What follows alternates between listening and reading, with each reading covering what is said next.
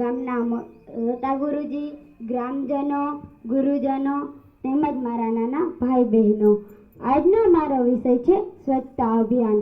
સ્વચ્છ ભારત અભિયાન એ ભારત સરકારનો પ્રશંસનીય પ્રયાસ છે. જોવામાં આવે તો આપણી આજુબાજુ સ્વચ્છ રાખવાની આપણી નૈતિક જવાબદારીઓ છે. જો દરેક વ્યક્તિ પોતાની જવાબદારીથી વાકેફ હોય તો આ અભિયાનની જરૂર જ ના પડી હોત. શરમજનક બાબત છે કે દરેક વ્યક્તિ પોતાનું ઘર સાફ કરે છે, પરંતુ તેની બધી ગંદકી, કચરો બહાર શેરીઓ, રસ્તાઓ અને ચોક પર ફેંકી દે છે.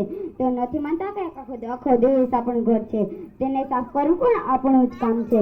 કોઈ પાડોશી કે બહારની વ્યક્તિ આવી તેને સાફ કરવા નહીં આવે, આપણે જ તેને સાફ કરવું પડશે.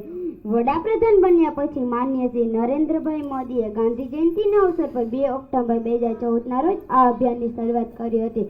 ભારતને સ્વચ્છ બનાવવા માટે પરિવર્તન અભિયાન શરૂ કરવામાં આવ્યું હતું. ભારતને સ્વચ્છ જોવા ગાંધીજીનું સ્વપ્ન હતું. ગાંધીજી હંમેશા લોકોને તેમની આસપાસની જગ્યાને સ્વચ્છ રાખવાનું કહેતા હતા.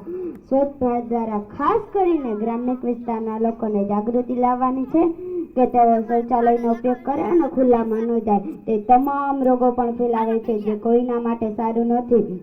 ગાંધીજીના 45મી જન્મદિન પર શરૂ થયેલા આ અભિયાનને 2 ઓક્ટોબર 2024ના રોજ 10 વર્ષ પૂર્ણ કર્યા છે. ભારતને સંપૂર્ણપણે ખુલ્લામાં સ્વચ્છ મુક્ત બનાવવા લક્ષ્યાંક સુધી આપણે પહોંચી ગયા છીએ.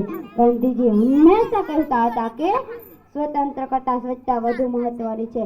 આ નિવેદન પરથી આપણે સમજી શકીએ છીએ કે તેમની દ્રષ્ટિએ સ્વચ્છતા કેટલી મહત્વપૂર્ણ હતી.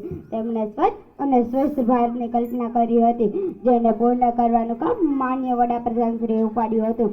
અત્યાર સુધી કોઈએ તેના પર ધ્યાન આપ્યું ન હતું.